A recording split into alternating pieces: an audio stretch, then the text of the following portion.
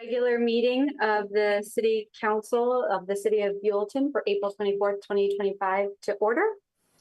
We will start with the Pledge of Allegiance, and we have two guests here this evening to lead us in the pledge. Do you guys want to come up and lead us? And you can use one of the microphones to tell everyone what to do. So one more? Or just... Oh, just one? Okay. Just one. You can have the other one too. Another one. Or you could just be off. Okay. Everybody can hear you. Yeah, you're good. Let's have a little ready together. I pledge allegiance to the flag of the United States of America and to the republic for which it stands, one nation under God, indivisible, with liberty and justice for all. Thank you. Hi, good job. Thank you. Thank you very much. Good job. Great. Roll call. Okay, Councilmember Warnick. Here. Councilmember Sanchez. Here. Vice Mayor Lewis. Here. And Mayor Silva. Here. Okay, do we have any reordering of the agenda? No reordering this evening. Okay, are there any public comments? No public comments. Okay, so we'll move on to the consent calendar.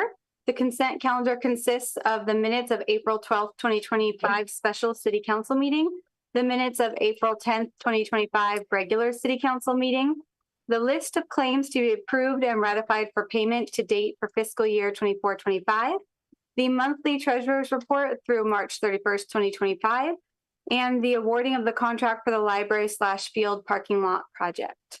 Do I have a motion to approve the consent agenda? I'd like to pull the parking lot item.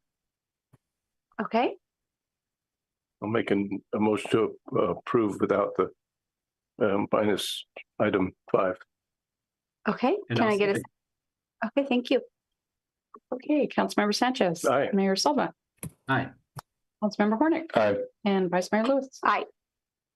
Okay, so then does that number 5 just become 5, or do I wait and do that as action 1 or? Right now, it's fine. Okay, so then we'll move on to item number 5, the awarding of the contract for the library field parking lot project, and I'll turn that over to you, Hudson, since you had questions. Yeah, so this was, I'm just pulling it up, item 5, right? Mhm. Okay, so I just want a little background, right? So we had budgeted this for, is that what Schedule A is? I'm seeing, is this Rose? Question for you.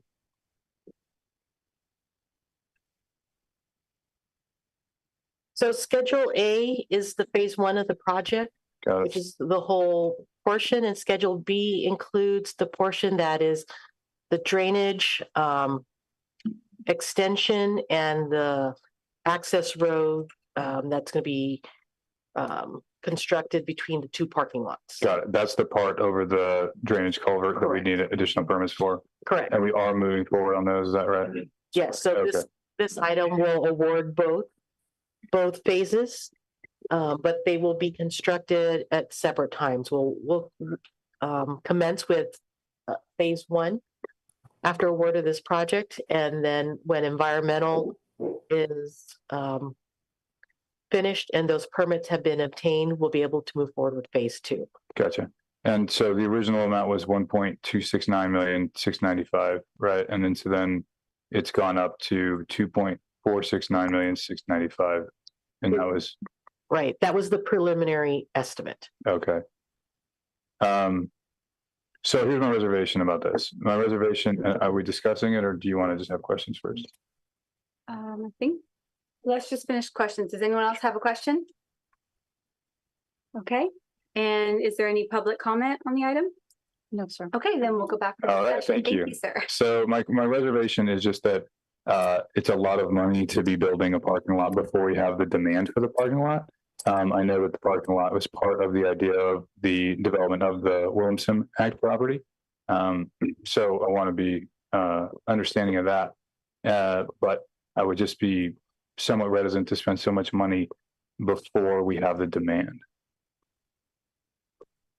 Okay, What are your thoughts?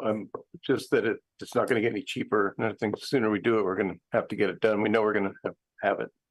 So since it's kind of in the budget now and we've been working on it, I think that's a, we should just, my motion would just be to approve it. Mayor Silva, do you have thoughts? Eventually we know that this is something that's necessary for the long-term vision for it. And I agree that we have never seen a situation where we have not been impacted negatively by waiting to build something and construction costs continue to grow. So I'd rather spend the money we have now to build a parking lot that we know we'll eventually need than spend $4 million to build it a few years from now and wish we would have saved the money for the taxpayer at that point. So I think that if in our long-term vision, this is a requirement or a need, which we've identified, that we should move while we are not dragging our feet to cause additional costs. So I agree with Councilmember Sanchez on this. There's a comment there. So that's fine. I totally understand that. And let me redirect this back to staff then. So for the projected long-term goals of this, do we have we identified those long-term goals. of having the parking lot? Well, the parking lot is being constructed to serve a general need in the area, which includes the library, the future children's museum, some sort of future use of the barn area, whenever that might occur, as well as the existing horse stables and potentially any other use on the lower portion of the property. Okay. Now, the full build out of the lower portion of the property may require more parking than might be provided here, Right. but this will at least give an initial build out of something, some space to park. I totally understand that. I guess I'm reluctant to get into a situation like we have with the medians, where we have parking for the medians, but no amenity at the medians. And then we have these ideas of these things to come, but we've paid up front for the parking lot, maybe not other things. To your point, Hudson, not to interrupt, but I think that at least in this instance, unlike maybe the medians, we do have like the Cowboy Christmas, the Buellton lights, all the things that do require overflow parking lot. In addition to having the Children's Museum, even though it's not operating all the time, and the library. And my biggest reason for not waiting, aside from the money, if you just even avoid that, is we promised the people in that area we wouldn't continually congest their streets. Yeah. So I feel like Yeah. they All right. might not be very happy with Good us. points. Good points. Okay, let's do it. Okay.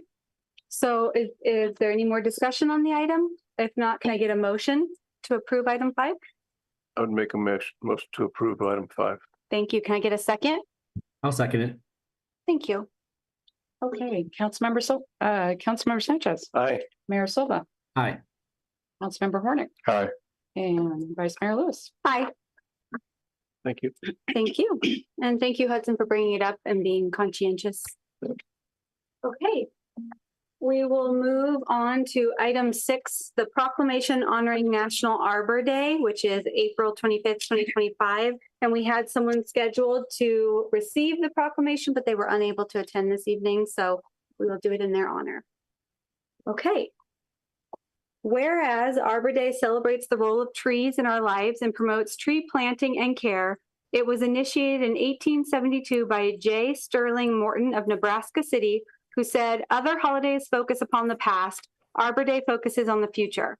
Arbor Day is now celebrated throughout the nation and the world. And whereas trees are important, we couldn't live without them. They clean the air and produce the oxygen we breathe.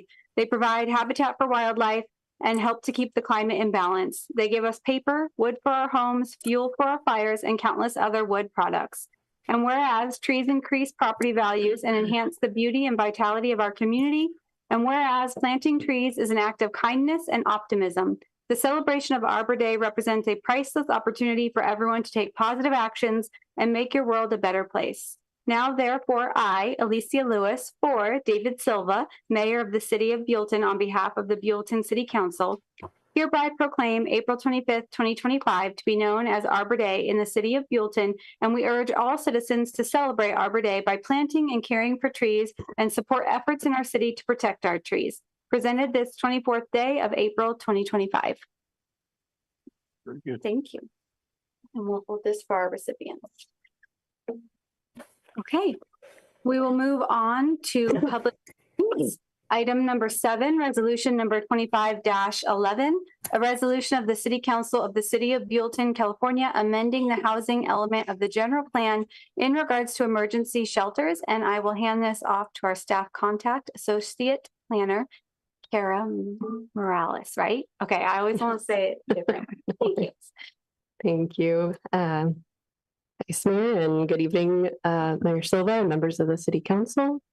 I'm going to be presenting proposed amendments to our general plan housing element, zoning ordinance, and Avenue of Flag specific plan. And we have a PowerPoint, so I'll let Scott bring that up. Just one moment. It's not. Yeah, difficulties here. Let's see if I can get this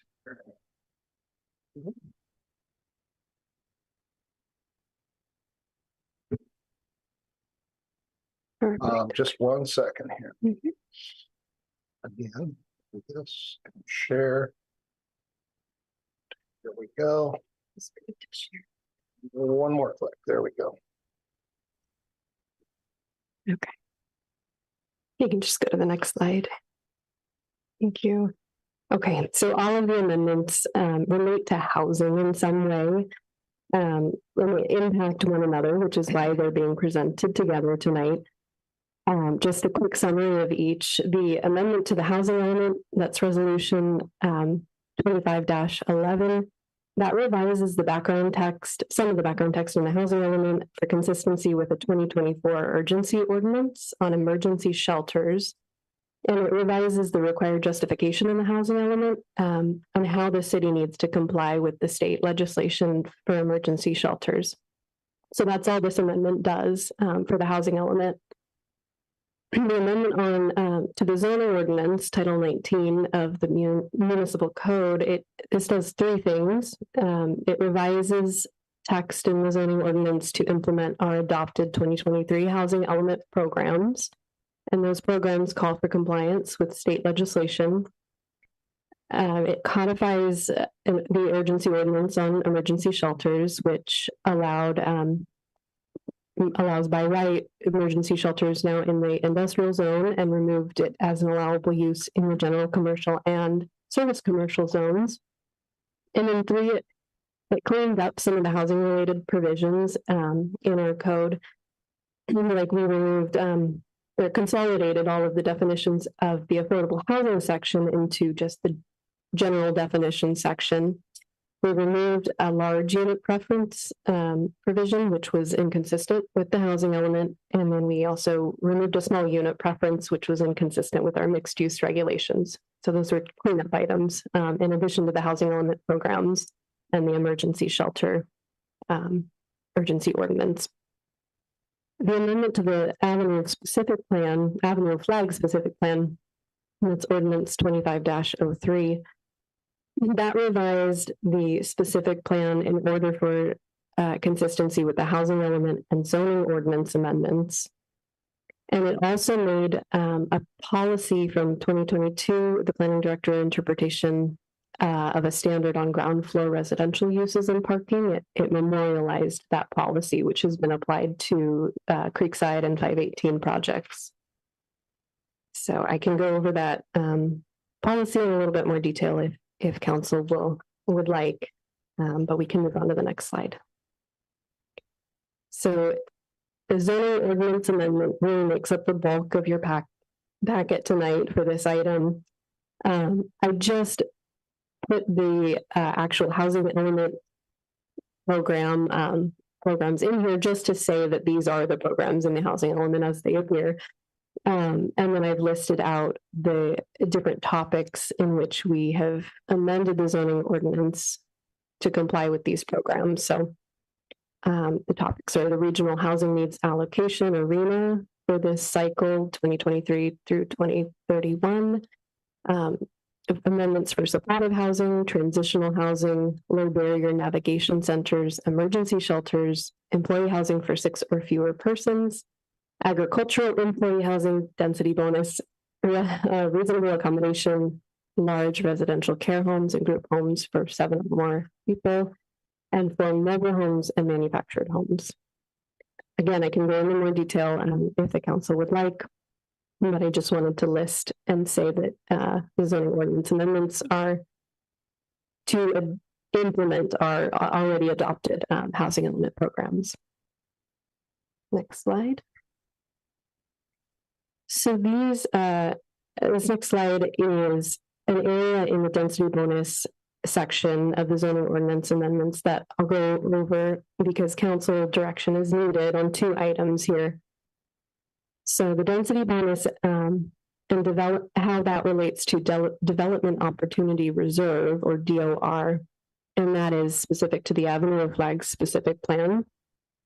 The development opportunity reserve is a tool in our specific plan that can grant additional density, increased height, decreased parking, or other development allowances, specifically for projects on the avenue, in return for community benefits like improved infrastructure and community amenities. And that's always on a case-by-case basis with the discretion of council to determine the DOR.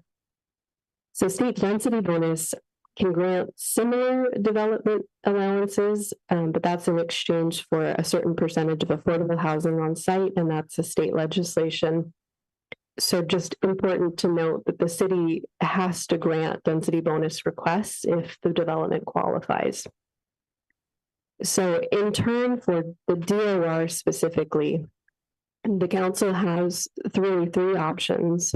They cannot allow DOR at all if density bonus requests are made, or they can not allow DOR if similar density bonus requests are granted, or the third option, which is currently proposed to allow the most flexibility, is allow both DOR and density bonus, even if they're similar requests, just on a case, DOR would be on a case-by-case basis like it always is.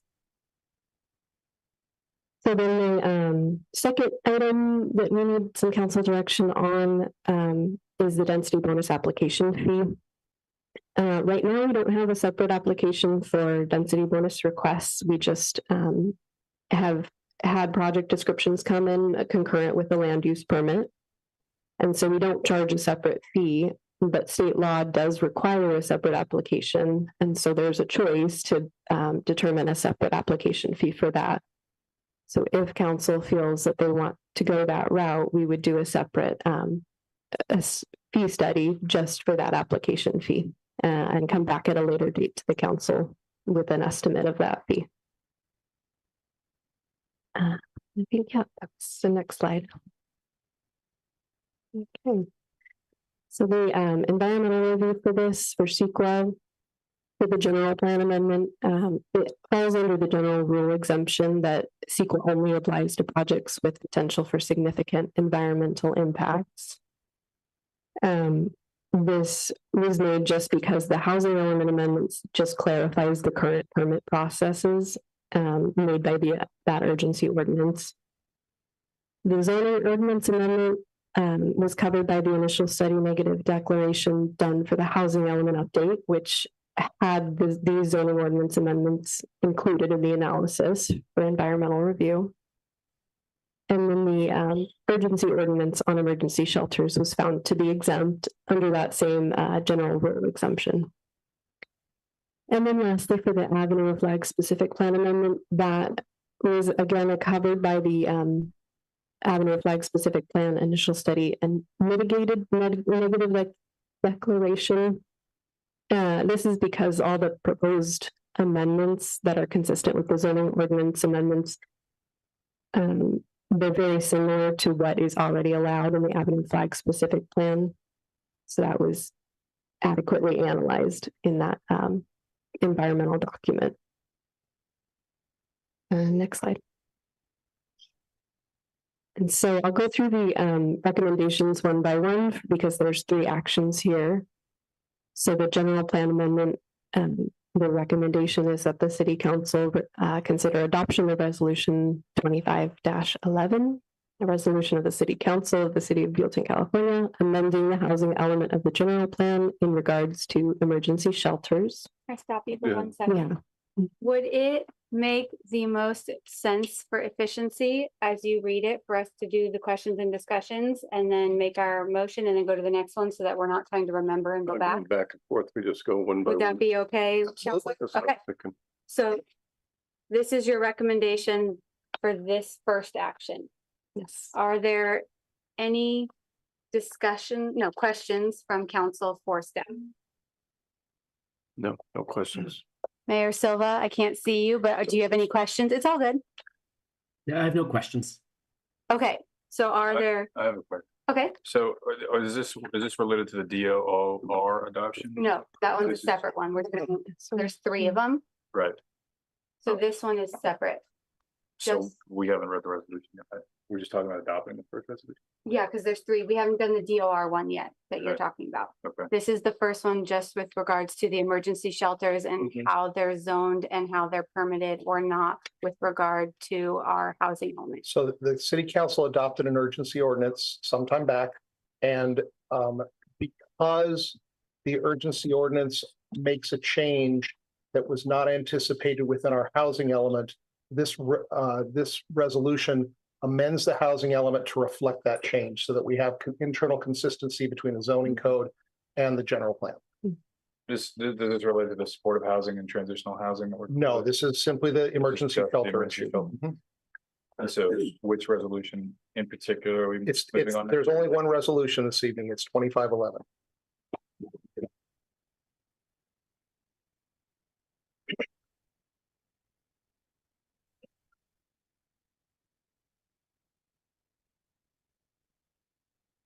The other two are ordinances, not resolutions. That would be the distinction.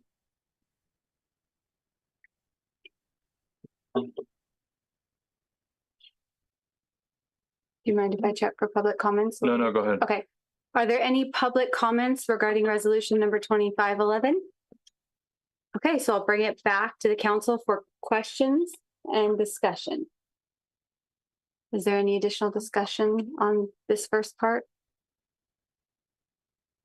Just to, No, go ahead. What's up, Mr. Guys, Or- just wanted to, just to confirm the stand, this is just making us consistent between our general plan and what the action that's taken place by the council, correct? Correct. This is providing internal consistency between the municipal code, which would be amended by by an ordinance to codify the urgency ordinance from previously, and our existing adopted housing element. We're just dealing with a housekeeping issue in this situation. All three of these are really housekeeping issues, with the exception of the council direction that Ms. Morales asked for earlier DOR. with the DOR, correct? Mhm. Okay, so with regard to resolution number 2511, are we okay to make a motion? Yes. Okay. Can I get a motion for resolution number 2511? I'd make a motion to approve resolution 2511. Thank you. Can I get a second? I will second it. Thank you. Linda? Okay, Councilmember Sanchez. Aye. Mayor Silva. Aye. Councilmember Warnick. Aye. And Vice Mayor Lewis. Hi. Thank you guys for letting me do my little OCD one at a time because my brain can't do that. So please go on. A lot better, I think. Thank you. Yeah, I would No. not. Thank you. That works better. So the zoning ordinance amendment recommendation is that the city council introduce by title only and waive further reading of ordinance number 25-02. An ordinance of the city council of the city of Buellton, California, amending title 19 zoning of the Buellton Municipal Code in order to implement programs 1 and 3 of the general plan housing element, and to make permanent or urgency ordinance number 24-03 regarding emergency shelters. And that's where the two council direction is needed on the DOR and the density bonus application fee. So I will bring it back to council for any questions. Are there questions at this time? Can you put the three, we're going for option A, B, or C on, or the, Right. A, Mhm. B, B or and C. C, and then for number 2, do we want or not want? And then we'll come back and discuss it Okay. after I ask. Do you have any questions? Simar? Yeah, just to be clear, so the DOR requests when density bonus is granted. Option A is not allowed DOR, which is essentially increased revenue for this specific zoning area, or no? So the DOR program allows various types of allowances above and beyond what the specific plan might normally allow in terms of development standards, in exchange for an agreed upon public benefit, which usually takes the form of, or in the past has taken the form of a monetary contribution to a public benefit fund. The question here is whether or not, if a density bonus is requested, the city doesn't have the discretion to say we're going to grant a density bonus or not. If requirements are met, density bonus has to be granted. But the city has complete discretion to decide whether a DOR request is granted. So you could say at this point, if a density bonus is granted, we're not even going to consider the DOR, or you could take kind of an intermediate approach and say, if it's close enough to the density bonus, we're not going to allow it. Or you can say you're going to allow both of them, but the council still has the discretion at that point on a case-by-case basis to say, no, you can have the density bonus, but we're not going to let you have the DOR on this one. And this would be like an example, if I'm understanding it correctly, would be they get the density bonus because they meet all the qualifications, and then they ask to not have as much parking as we would necessarily like to see or require. And they would then usually pay into this fund. And if we want to allow them to get the density bonus and not have the parking up to what we want, we could allow it. Or we could say, no, you only get one sort of incongruency rather than two, is kind of what you're saying, right? Correct. That Okay. allowing both would allow the city council the opportunity to say, yes, we have to grant the density bonus, but maybe there's a reason we might want to go along with an increased height limit or a reduced parking. Maybe there's some benefit that can be obtained by allowing that, that wouldn't be had with just the density bonus alone. So that's the But- most flexible. It's the most flexible, but you also may want to say, just, we're not even going to consider it. Mhm. So Okay. there's three options. We can come in the middle there somewhere if you'd like. And there's nothing we can do about the density bonus, right? That's Nope, that's state law. State We're law. preempted there. Any other questions, sir? yeah. So what is the DOR exactly? I know I mean, what's the word? Not being It's a development agreement, a development opportunity reserve. development opportunity reserve. Okay. And that's a program that exists within the specific plan that wherein the city council or the city, by adopting the specific plan, has allowed for additional or allowed for development to go beyond the development standards Yes. in exchange for public benefit. No, I understand the concept. I just Okay. development opportunity reserve requests. I'm just trying to grammatically make sense Right. of the slide. When the density bonus is granted. Okay. So do you have any more questions before I ask for public comment? No. Well, there probably isn't any. Actually, before I do that, Mr. Silva, or Mayor Silva, do you have any questions for staff? The only one I want to do, and this might just be again from the stance of making sure it's clear what we're talking about. In theory, this would mean that option C is the one that gives the greatest amount of local control available to us in terms of interacting with state laws, correct? Scott? Yes, it gives the city more flexibility in approaching these. If we don't allow the DOR to be considered, if density bonus is in place, doesn't take away any control. It just doesn't give you any more flexibility to go beyond what the density bonus requests would be. Okay, thank you. Can I piggyback on that question? So if we, like option B, does not allow DOR if similar density bonus requests are granted. We're saying basically, if we take away the development opportunity reserve, if a density bonus has been granted, we're basically saying we're not going to allow the city council to apply more restrictions on this or waive restrictions. Waive restrictions. If this development has already got a density bonus. Correct. Okay, So- so we're tying our own hands Mhm. by saying, hey, you guys got a density bonus, so we can't waive any additional things, or we can't grant any additional things. Correct. So A ties your hands completely. B would say that if as a concession under the density bonus law, the project applied for and we were forced to give them, say, an additional 5 feet in height. If they came to you and said, but we also have this great architectural style, but it requires a clock tower, 5 would say, well, that's more height, and you've already allowed a height exception under the density bonus laws. So no, you don't get your great looking clock tower. C would give you the option to look at that and say, does this project make sense? Should we grant that in exchange for either funds or some other public benefit? And that would be up to the 5 council members to make a decision. Is A then, what's the benefit of A? The benefit of A is if a density bonus request comes in, there's no discussion. That's all they get, just the density bonus. There's Because we no. can't say no. Well, No. the density bonus plus under density bonus law, there can be concessions, there are concessions, which means if they meet certain standards under the density bonus law, you have to give them concessions related to the development. So things like, again, I use height as a very simple one. They need to fit more units in, so they get to go taller. Reduced parking is another one, harder sometimes to get, easier sometimes to get, but that's another one. So yeah, A would say if you're coming in as a density bonus project in the avenue specific plan, don't bother applying for DOR because you won't get it. B would say we're only going to deal with you, with things that you haven't already gotten. They have to be functionally dissimilar.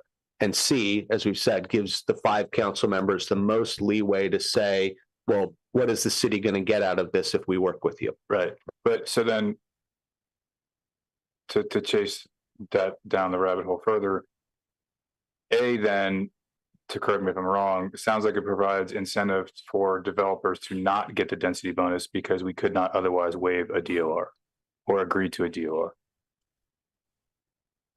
What A does is, Big sigh. as the city attorney indicated, under a density bonus request, there is a mandate that the city grant a bonus in density, but also depending upon the requirements that are met, there are other concessions, a certain number of concessions that can be asked for.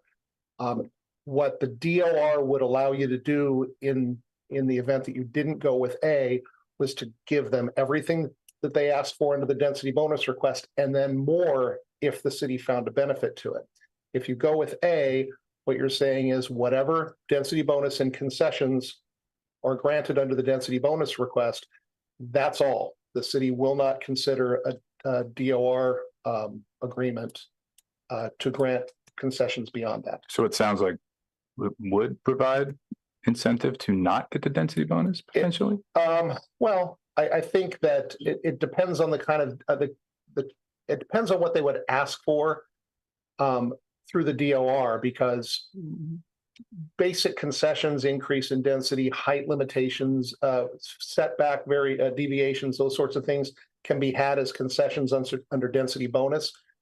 There's no negotiation required on that. There's no contract required, no agreement, no payment. It's just granted.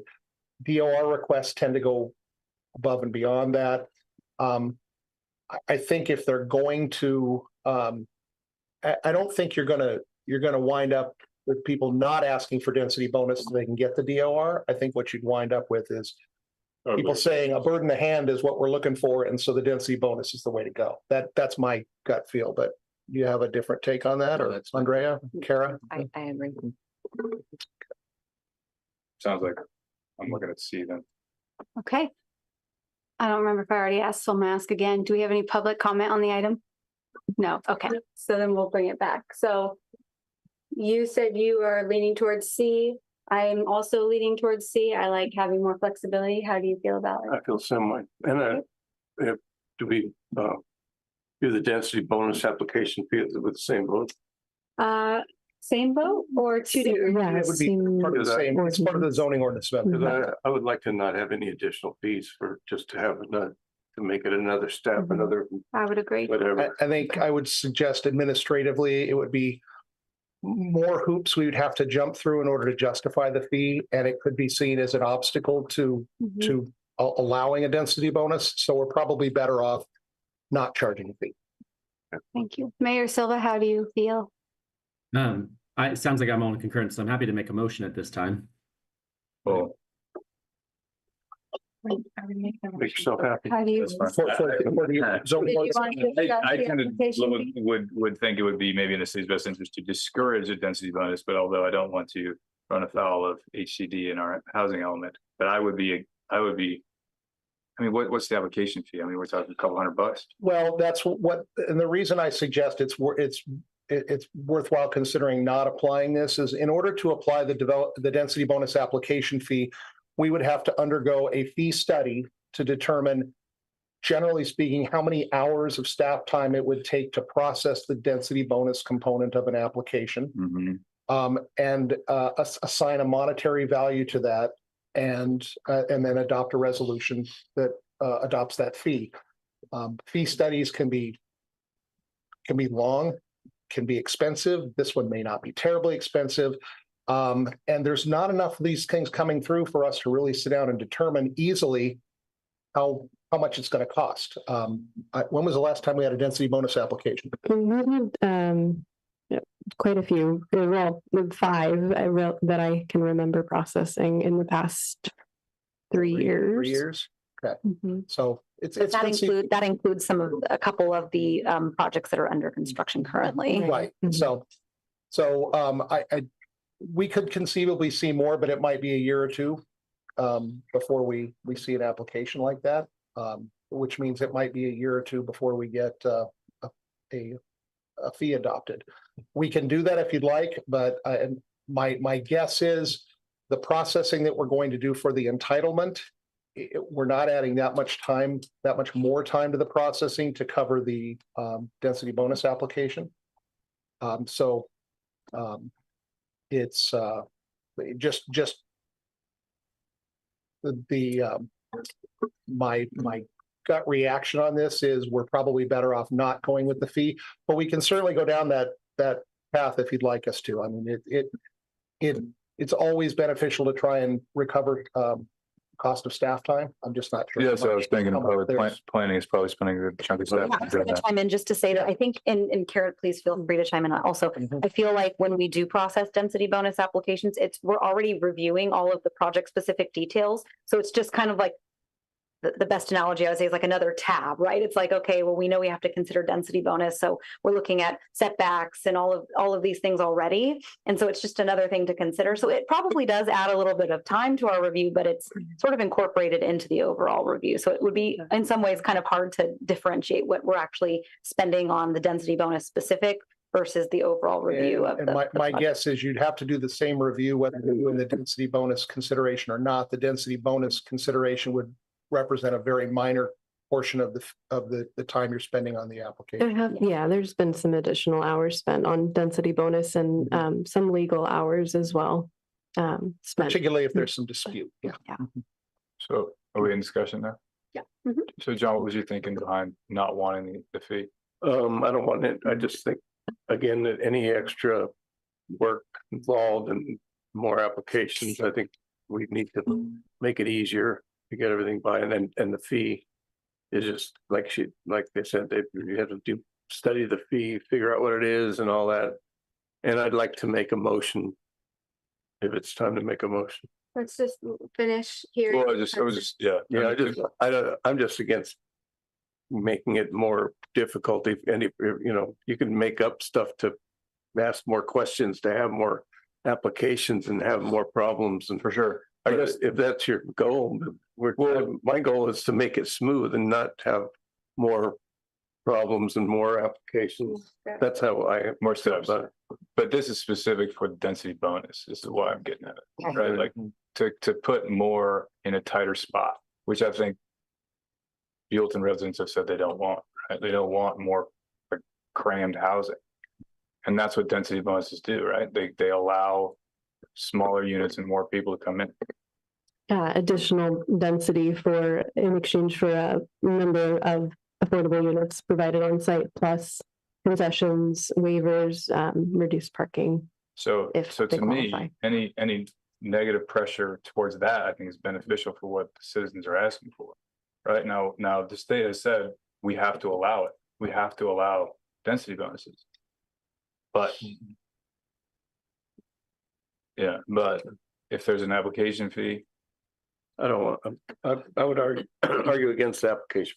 Yeah. I just don't. With a couple developers when I started, and one of their main complaints was just how hard it is to develop in Buellton. And we've had conversations about it before, and I just think that we are we are really trying to entice people to the avenue and to build things Yeah. up and to come to Buellton.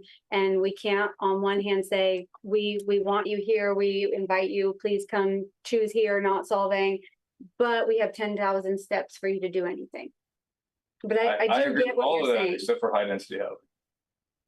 That's the one caveat. But I can be an outlier.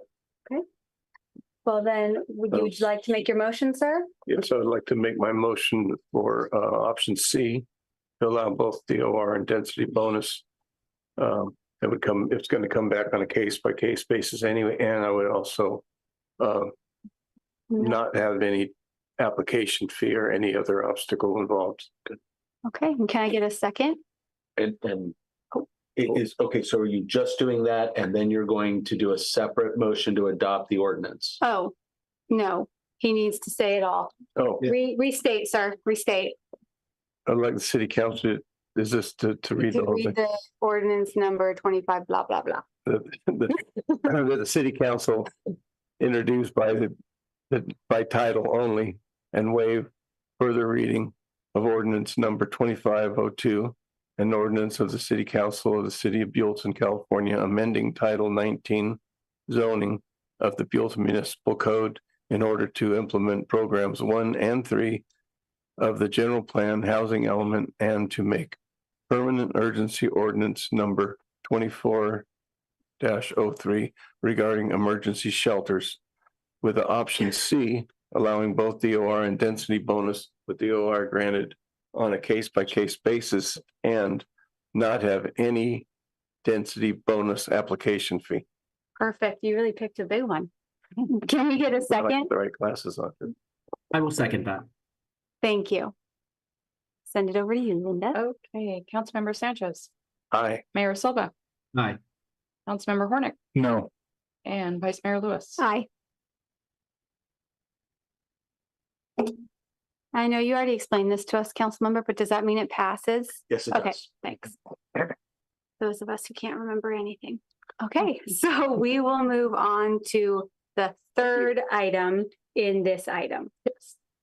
That the Avenue of Flag specific plan amendment that the city council introduced by title only and waive further reading of ordinance number 25-03. An ordinance of the city council of the city of Buellton, California, amending the Avenue of Flag specific plan for consistency with the general plan housing element and title 19 zoning regarding standards for ground floor residential uses. And this is in our general plan housing element. The things on the avenue are not to have residential uses on the ground floor. Is that correct?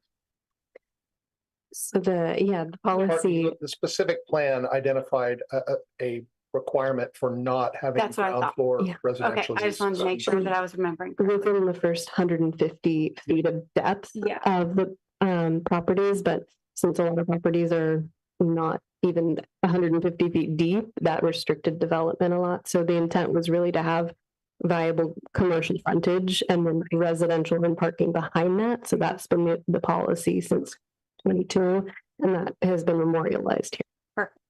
Thank you for that. So I'll bring it back to council for any questions for staff. No questions. Hudson, do you have any questions? Okay, Mayor Silva, do you have any questions? No questions. Okay, are there any public comments on this item? No, ma'am.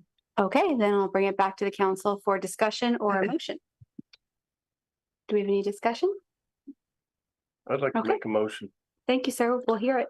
I'd like to make a motion, the Avenue of Flag specific plan amendment that the city council introduced by title only and waive further reading of ordinance number 2501, an ordinance of the city council of the city of Buellton, California. 2503, Uh-huh. sorry. It's all good. Amending the Avenue of Flag specific plan for consistency with the general plan housing element and title 19 zoning and regarding standards for ground floor residential uses. Thank you. Can I get a second? I will second that. Thank you, sir. Okay, Councilmember Sanchez, Aye. Mayor Silva, Aye. Councilmember Hornick. Aye. And Vice Mayor Lewis. Aye. Okay, thank you, guys, and thank you, Kara, for letting us break that up into digestible pieces. That was a lot. So we will move on to council member comments and items. And I'll start with you, Mayor Silva. Do you have any comments or items for us tonight? Not for tonight. Okay, Hudson? I don't, right off the bat, except to talk about, I know we had asked staff before to look at, a couple things like the 501c3 potential for the Thousand Trees Initiative. And I talked with Scott, City Manager Scott, wrote a little bit about that today, to see where that was coming along. But I also wanted to sort of dovetail that into another, idea that I was wondering if staff could potentially consider looking into if we had city council concurrence. And that was this idea also dovetails with another idea, which we talked about, which was the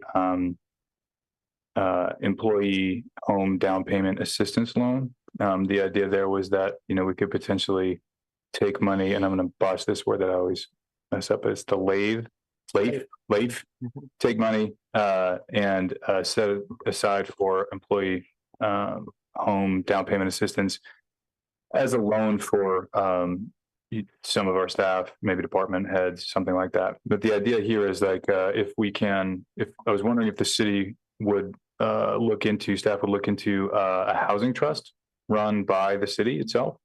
And so that would potentially be another 501c3, but that housing trust could also manage potentially the Thousand Trees Foundation if that ever occurs. But also any of the down payment home assistance funding that we would use. It could also do other things like, identify other housing spots that they could potentially utilize for employee housing or missing middle housing, or to supplement housing for whoever might be in need. And so that would be the sort of first steps in that. And I was wondering if city council might think about that. To bring it back, you're asking the city for to bring it back. Yes, yeah, to have staff look into something along the lines of what a housing trust might look like run by the city, how it would potentially help our employees, our people who live here, and what that might look like. Okay, I support that. Do you have a problem bringing that back? No, I don't have a problem. Mayor Silva, are you okay if we bring that back? It's that, and yeah, it sounds like a good concept as long as city staff feels like they have the direction they need for being able to carry that out.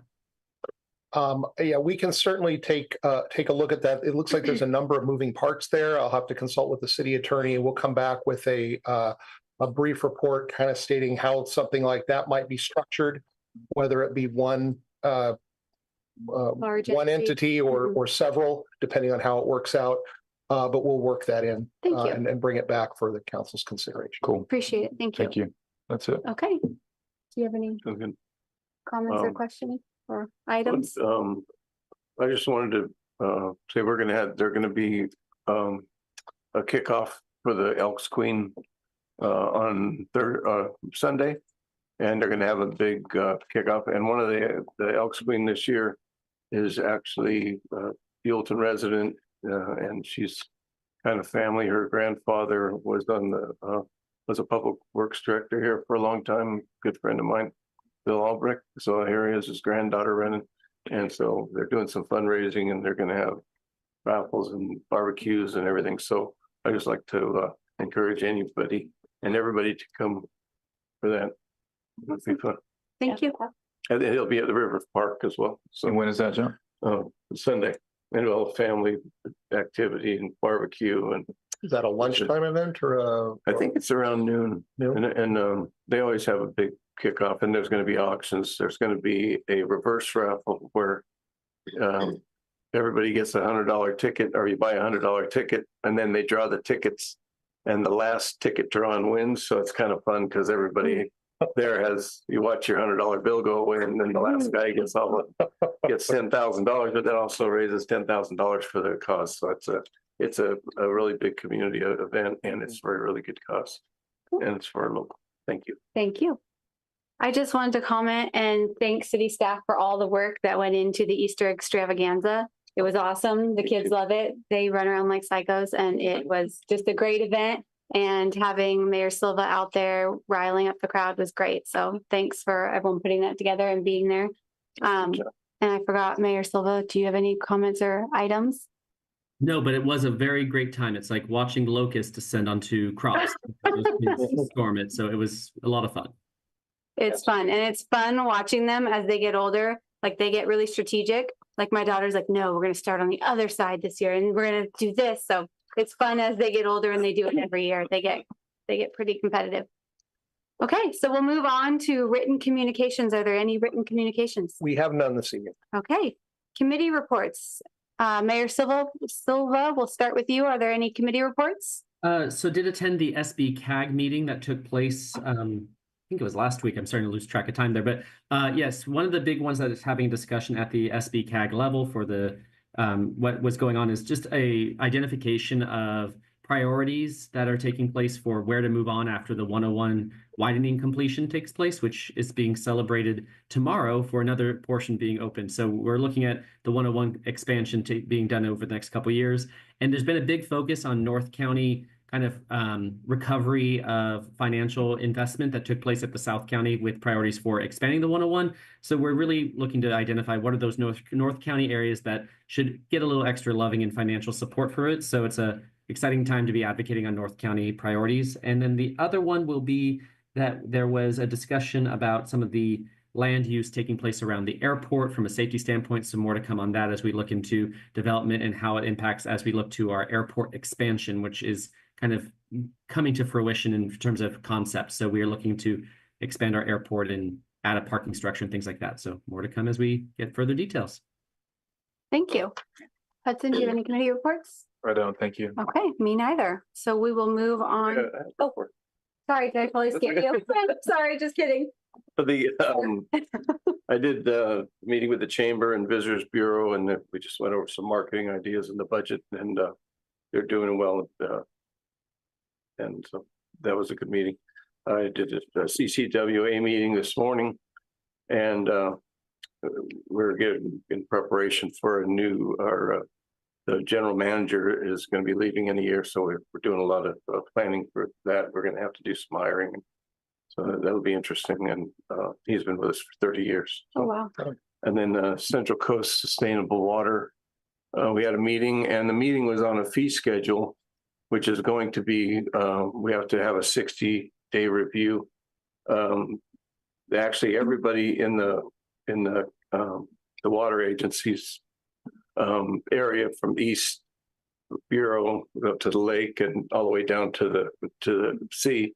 There's three different areas, and we're going to be getting taxing, and it's going to be on our tax rolls to pay for this sustainable water agency.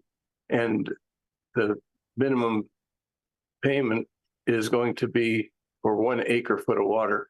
So we're charging by the acre foot. So every resident's property will be paying for 1 acre foot, and the acre foot of water will be $2.08. So you'll get on your tax bill, there'll be a bill for $2.08 to pay for this sustainable water agency. Is that right, Rose? Yeah. Okay. Wow. Anyway, it was interesting. So Thank Thank you. you. Okay, sorry for skipping you. What's happening? So for real now, we'll move on to business items. Number 8 is resolution number 25-14, a resolution of the City Council of the City of Buellton, California, amending the out-of-agency agreement for the provision and sale of water to the Zaca Creek Restaurant located at 1297 Honolulu Park Road, something parcel number 99-600-02, approximately 1/4 of a mile north of the incorporation boundary of the City of Buellton in the unincorporated area of Santa Barbara County. And I'll pass this off to our staff contact, Public Works Director Rose Hess. Thank you very Thank you. much. So the city currently provides water to the Zaca Creek Stonehouse Inn and Bar. Originally, the resolution was approved back in 1996 with Resolution 96-15 and was previously amended on February 13th, 2020 with Resolution 20-02. That is when the Rushings purchased the property and renovated the property and created the Zaca Creek Stonehouse Inn and Bar. Recently, the Rushings had approached the city requesting to help accommodate their expansion of their property. They are including 2 additional suites, an office, and hosting an additional 12 outdoor events per year. So with that, they're requesting an additional maximum of 1.5 acre feet per month for use for their facilities, raising the maximum previously approved of the 4.42 acre feet per year to 18 acre feet per year. So we have provided historical usage in attachment 4 for the facility. The city is able to accommodate the request should council approve this resolution.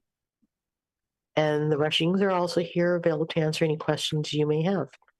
With that, staff is recommending that the council adopt resolution number 25-14, and I'm available to answer any questions you may have. Thank you.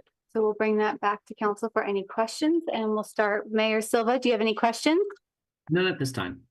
Okay, No questions. okay. No. Okay, so there are no questions. Is there any public comment on this item? No, ma'am. Okay, then I'll bring it back for council discussion or a possible motion. Is there any discussion? Okay, Mayor Silva? No, I'm all good. Okay. Do we have a motion? Yes. I thank you, good sir. Would you like to read it all again? Yes. Resolution number 25-14, resolution of the City Council of the City of Buellton, California, amending the out-of-agency agreement for the provision and sale of water to the Zaca Creek Restaurant located at 1297 Honda Park Road, APN 99-600-02, approximately 1/4 of a mile north of the incorporated boundary of the City of Buellton in the unincorporated area of the Santa Barbara County. Thank you. And can we get a second? Second. Thank you, sir. Okay, Councilmember Sanchez. Aye. Mayor Silva, Aye. Councilmember Hornick, Aye. and Vice Mayor Lewis. Aye. Okay, thank you. So moved. Thank you. Perfect, thank you. So we will, yeah, thank you for being here. So we will move to item number 9, 2025 Water and Wastewater Rate Study Informational Workshop, and I will pass this back to you, Ms. Rose Hess. Thank you again. So in May of last year, the city council awarded a consulting contract to Buellton Financial to conduct our comprehensive water and sewer rate study. Over the past several months, staff has been working with Buellton, writing the historical expenditures, revenues, and projected expenditures in the water and sewer funds. Staff and the rate committee, which consisted of 2 council members, including Councilmember Hornick and Mayor Silva, and reviewed the draft recommendations. And we have Buellton Financial, Chris Fisher, online with us tonight, who will present this as our first informational workshop. So with that, I will hand it over to Chris Fisher. Thank you, Rose. Can everybody hear me okay? Yes. Seeing some nodding. Okay, I'm on my phone, but I'm on the Zoom on the computer, so I want to make sure I'm ahead of technology here this evening. So good evening, Mayor, members of City Council and staff. Chris Fisher with Buellton Financial Services. And I have been working, my colleague and I, Michael Cronin, have been working with Rose and Chanel for the past 6 months or so to complete this rate study for the water and wastewater utility. So I'm going to outline kind of the process that we've gone through, some of the factors that went into the development of the plan and the rate study, the results and recommendations, and then address any questions and outline the next steps. So with that, I will share. I'm sharing my screen and I'm running the presentation, right? Please. Yeah. Yes, please. Do that.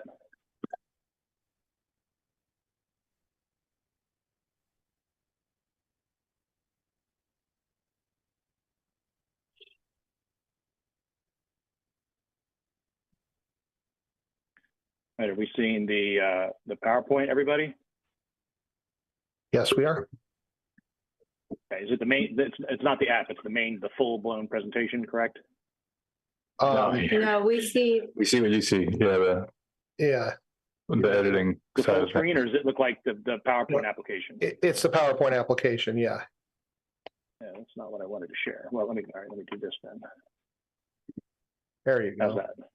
There we go. Um, All right, so good evening Not again. yet. So first of all, I wanted to Chris, just review kind of the goals and objectives that we outlined with Rose and Chanel at the beginning of the process, and that kind of framed our approach and guided us through the process. So the primary goal of the study is to evaluate the current health and financial stability of both utilities, Chris, and then along with that, develop it. I'm sorry, go ahead. I have to interrupt you. You're still on the PowerPoint app screen. Happened to me last time. I'm not quite sure what is going on with that. Let me try and unshare and reshare. Let's try and reshare that again.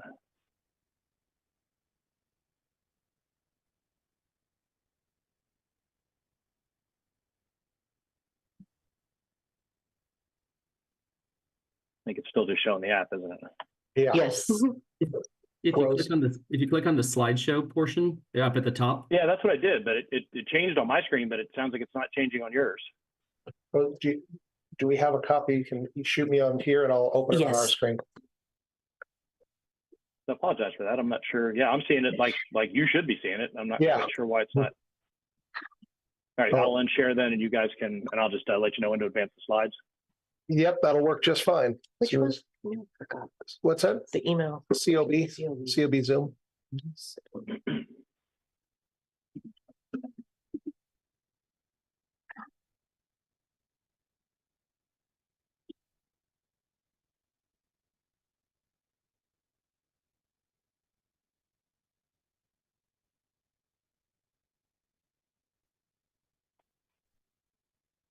There we go.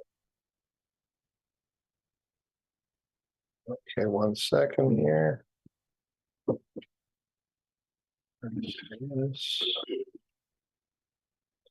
See if that works a little bit better. There we go.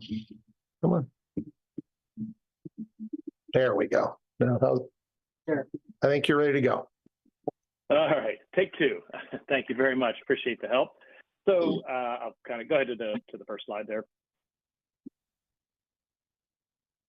So just quickly again, the two overarching goals of the whole study were, one, to evaluate the current situation, the current health and stability of both the water and wastewater utilities, and then to develop a financial plan with projections out to 5 years for both of them that include all of the funding necessary to do what each of those two utilities do, which is make sure they can provide for current future operation, maintenance of all of the facilities, capital projects, repayment for the capital lease that currently is part of the utilities, maintain adequate reserves. Policies have provision for both an operating and a capital reserve. We'll talk a little bit more about those. And then any recommendations for any rate changes or adjustments would be developed based on a cost of service approach that's required under Proposition 218. So throughout the whole process, we would make sure that anything we do complies with the technical provisions of Prop 218, which is that we have to have rates based on the proportional cost of service so that they don't exceed the cost of service, and that the revenues from those rates are only used for water and wastewater service. And then we also have to comply with the procedural requirements, which necessitate conducting a public hearing, mailing out notices to property owners and customers, informing them about that hearing at least 45 days in advance, and then allowing for written protest process. And I'll talk a little bit more about that as we move along here. Next slide, please. So some of the key factors that really influence the results and ultimately the recommendations. As you might expect, operating costs associated with both utilities, equipment, supplies, power, treatment, chemicals, all those things that go into both providing water service to residents and customers, as well as wastewater services. Those costs are increasing and always do, unfortunately, just like pretty much everything else we experience. We are including funding in the projections to provide for ongoing repair and replacement and rehabilitation, just replacing and upgrading facilities as they age. There we go. That's where you want to be? Nope, you were good. The Here. previous slide. Okay. We are ensuring that we're providing funding for the rehab and rehabilitation projects, capital improvement projects, to make sure that the infrastructure is upgraded and modernized as necessary to make sure that the city is able to continue to provide quality service. We wanted to note that we did explore the opportunity or the ability to use or to implement a program to provide low-income discounts.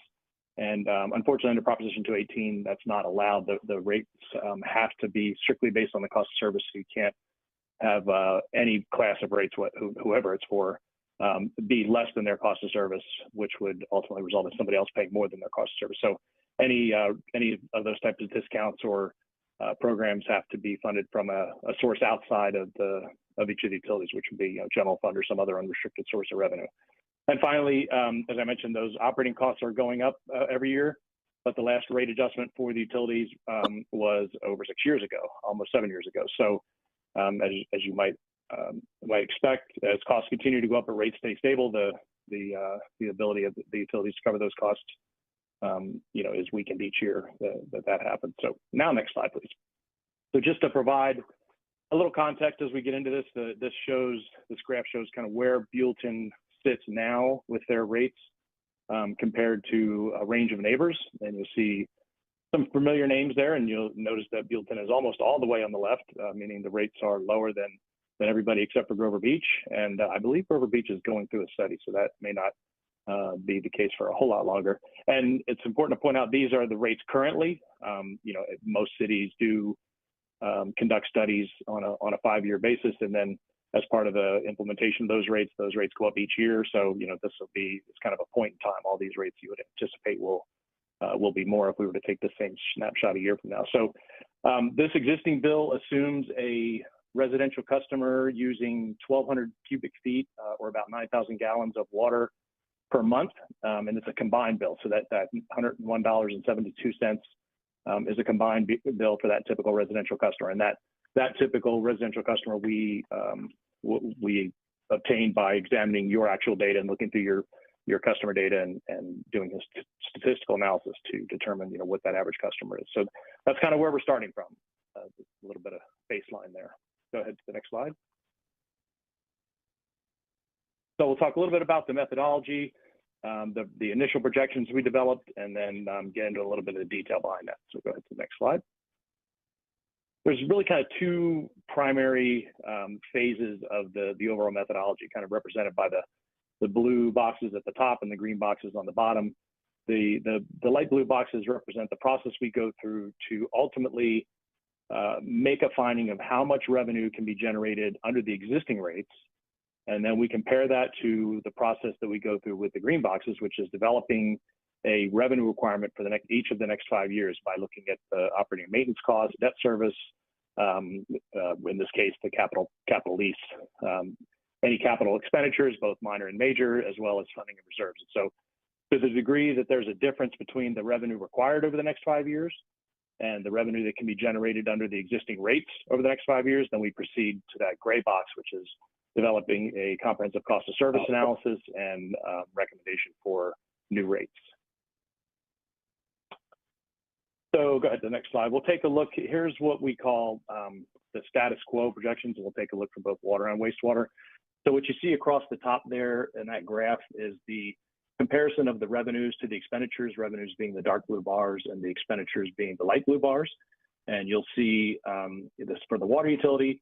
The picture isn't bad. The revenues in each of those 5 years are exceeding expenditures, although they get a little bit closer toward the end. And you see, as a result, that black line that indicates the net result getting slightly closer to break even by 2030. But what we do need to point out, and what's really driving the analysis here in that bottom left corner, you see the number of days of cash reserves are dwindling. And in fact, by the 4th year, the cash reserves will be below the objective. And by the 5th year, the cash reserves will be exhausted.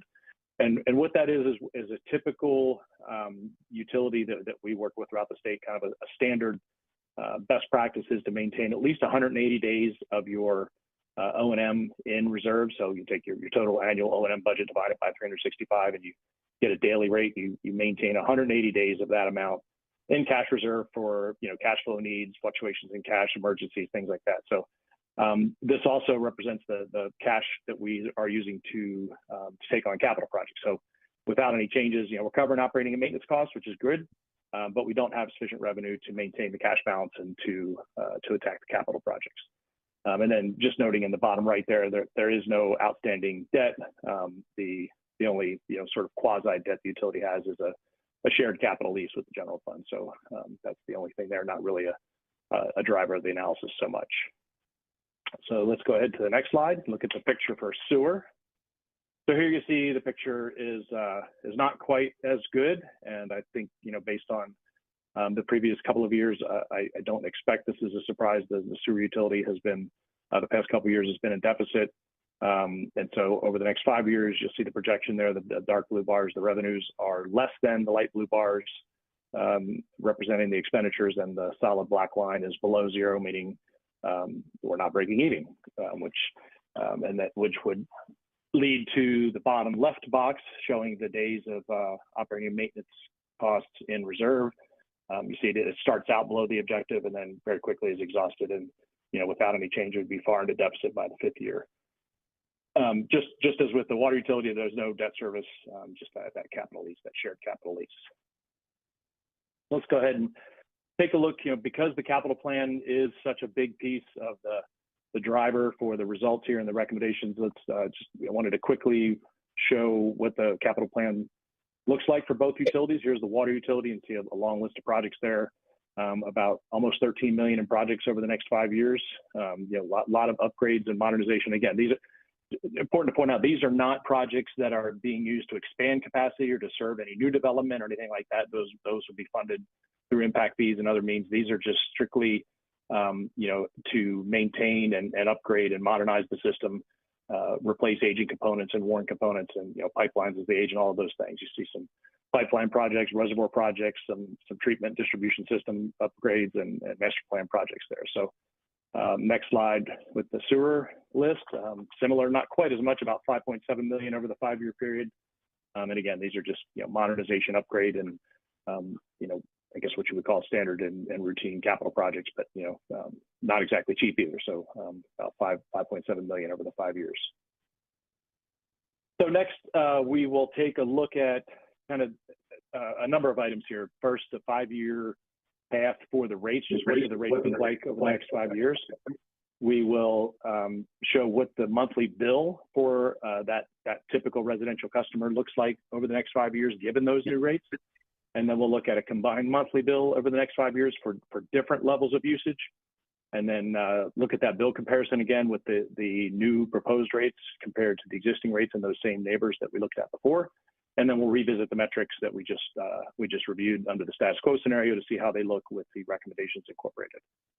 Let's take a look at the first slide, which will break down the 5-year plan for the rates for water. So you see at the top there, the top group is the monthly fixed charge. That's the charge that every customer pays based on the size of their meter. Anyone who has a connection pays that regardless of the amount of water that they use. And you see the cost for the standard 5/8 inch, which is the standard residential meter, going from $35.51 up to $39.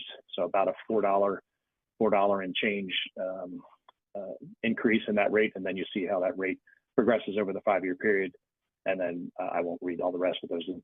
The charges increment upward based on American Water Works Association equivalencies for larger meters based on the amount of water demand they can place on the system.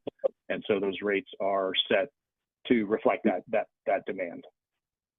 Below that, you see the cost for sprinkler only customers, relatively minor part of the system, but they have their own charge based on the size of their meter. And then at the very bottom, you see the volumetric rates or the consumption rates per 100 cubic feet of water. And you see the residential, commercial, industrial rate. And it increases from $2.98 to $3.41. And then in the first year, and then up over the next 5 years from there. And then there's a hydrant rate. Again, that's a fairly unique and specific case. But that is the rate for the hydrant. Next slide, please. We'll take a look at the sewer charges. So sewer charges, there is a fixed charge for customers, regardless of the amount of discharge. And it's based on the proportionate flow. We took a look at all of the use data for all of the customers historically over the past couple of years, and we were able to determine how much flow each of these different groups of customers, single family, multifamily, mobile homes, the various non-residential uses. And then we developed that charge based on each one's proportionate wastewater discharge to the system. And that's how we arrived at those different numbers. And so you see they're kind of broken down. The residential classes are at the top with the single family, multifamily, various multifamily classes, and the mobile homes. Below that, you see the different motels, restaurants, theaters, all those uses there. And then there are institutional uses, the schools and churches. And then finally, the industrial accounts at the bottom. So that's the current charges. We'll just look at the single family, $30.45. That'll go up to $58.96 per month. And if we take a look at the next slide, we'll review the volumetric charges. So again, this is the rates for the actual rate of discharge, or the amount of discharge sent back to the system. There is no charge for the residential uses. That's consistent with previous rate structure, no change there. But there is a volumetric charge for all of the commercial and non-residential uses. You'll notice that charge goes down slightly, and that's because there was a change in the structure where previously there was a base amount of flow that was included in the base charge. So regardless of how much discharge you had, there was 1,400 units allowed in that basic charge. We removed that basic to comply better with Prop 218, so that every bit of discharge is metered rather than some of it being included in the base charge. So although this volumetric charge is going down a little bit in the aggregate, now that all of the use is metered instead of the first 1,400 cubic feet not being metered, the revenue actually generated is higher because all of that flow is now metered as opposed to some of it being unmetered, if that makes sense. But so you'll see the changes in the current rates for all of those uses, and then the new rate for 2026, and then up from there over the next 5 years. So now let's take a look at how all of this impacts the bills. So next slide, please. So here's again, we're going to look at the combined monthly bill, and you see starting on the left there, that's a customer that uses 400 cubic feet of water in a month. And then we'll look at a customer with 800 cubic feet on up to 1,200, 1,600, and 2,000 cubic feet. So we can kind of get a picture of, a very low use customer all the way up to a relatively high use customer. And so in the middle is that 1,200, which is our typical customer. Get for the total bill, existing bill goes from $101.72 to $139.65 for a change of about $37.93. And then you see that below that, the lower use customers, the bill impact is a little bit less. For the low end customer, the bill increases $34.52, and then up at the top, the higher use customer, the bill goes up a little bit more. And that's to be expected as volumetric use increases, the amount of the bill goes up. So that's what the bills look like for different levels of flow. And now let's take a look at what the standard bill or the typical residential bill, how that will change over the whole 5-year period. So again, that existing and proposed in the first column, and then the second to left column. Again, that's that $101 going to $139 for the $37 change. And then in the second year, it'll go up $31. And then you see the rate of increase starts to taper.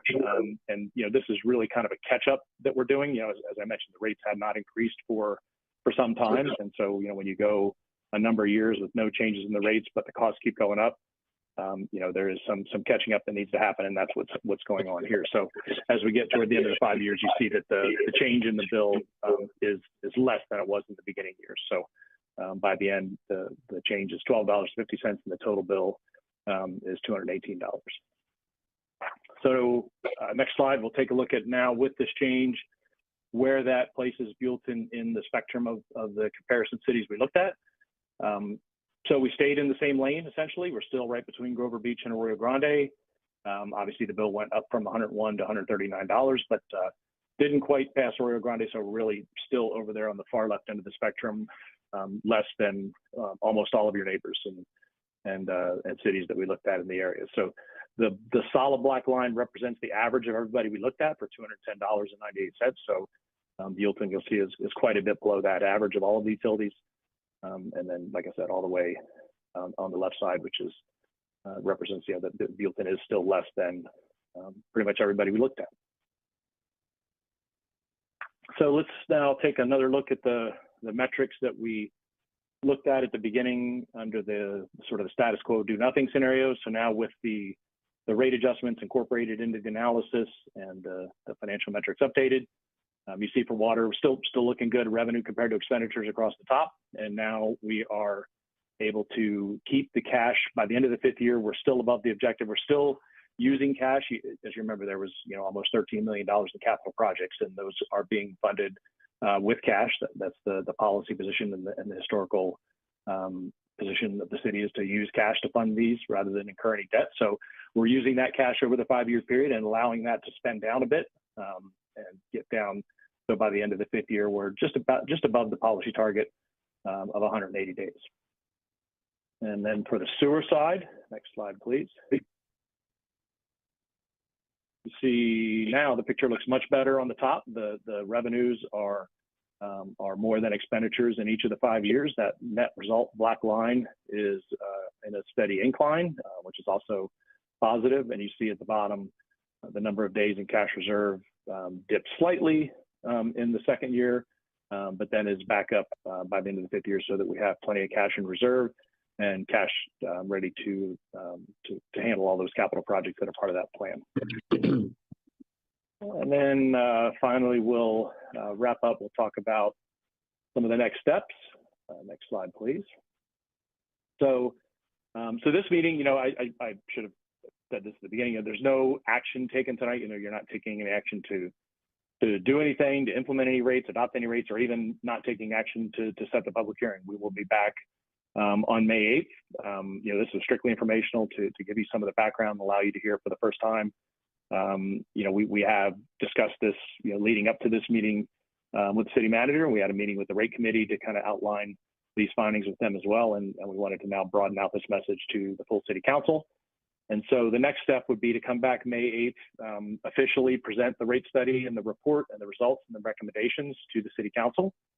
And assuming the city council chooses to do so, you will set a date for the public hearing and authorize the mailing of the notices informing customers and property owners about that hearing. That has to be mailed out by May 22nd in order to have the public hearing on July 10th, which is the date that we're proposing now. That notice will go out and it'll describe the background, the reasons for the needed increases. It'll describe, what the utilities do, how they benefit the property owners and the customers. It'll outline the new rates. It'll provide some information about changes, and it'll describe the process that folks can go through to both attend the public hearing and provide their comments and testimony, and also for them to submit a written protest. So the way that written protest process works, and this is all codified in Prop 218, is that any customer and or property owner can submit a written protest. Only one written protest is counted per property. So if both the property owner and a tenant or renter submit a protest, only one of those is counted for each property. And in order for the protest to be a valid majority protest, you have to have at least 50% plus one protest submitted in writing to the city prior to the conclusion of the public hearing. So once those notices go out, people can submit protests at any time up until the conclusion of the public hearing. The city clerk will receive and tabulate those. And you can keep a running tally. Typically, as the public hearing is opened, the clerk will announce how many protests have been received to date. And then once the hearing is closed, they'll add to that any protests that were received, up to the end of the public hearing. Assuming that there is not a majority written protest, the council then has the discretion to move forward with discussion and consideration, and if they so choose, adoption of the new rates. If there is a majority written protest, then the process stops. Council can't take any action to override that, and the process would be halted. So if rates are adopted, they will be implemented effective August 1st for billing. So that concludes my presentation and information. So happy to address any questions, provide any information that's helpful. Thank you. Thank you. Thank you. Are there any questions from city council? Looking at me. Always. I just wanted to be clear with that presentation. Homeowners can expect, roughly speaking, their water and sewer bill to double over the next 5 years. Is that fair to say? Yes. Yeah, the total combined bill would go from $101 currently to just over $200. That's correct. Okay, just want to make sure everybody caught that part. Thank you. Do you have any questions? No. Mayor Silva, do you have any questions? Just a couple, or one was this, to confirm, and I guess it's also just to reaffirm what was stated. This is to get us in line with current capacity requirements. This isn't about future growth or development or expansion. That would be covered by developmental fees. This is just to make the system we have for current customers solvent financially, correct? That's correct. And then over on to our finance director questions. Just wanted to confirm the expectation of our enterprise funds for the water and sewer is that these are financially viable and solvent. That is like what the intention of an enterprise fund is, correct? Oh, you're still on mute, Chanel.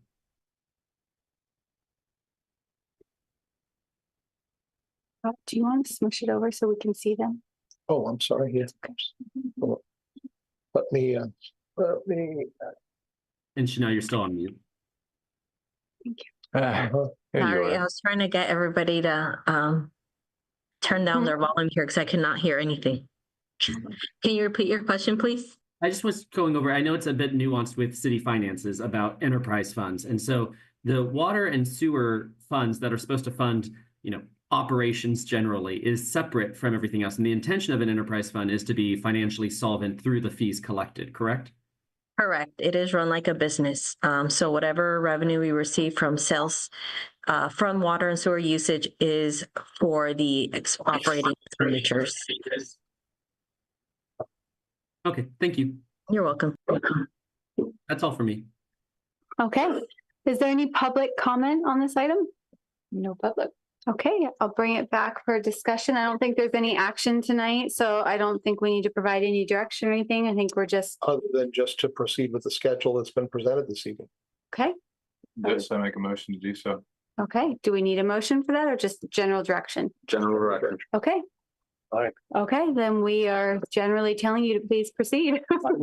We will generally comply. Thank you. I appreciate it. We will generally proceed. Thank you very All much, right, Mayor, thank Vice you. Mayor, and City Council. Thank I you. appreciate it. Thank Thank you. you.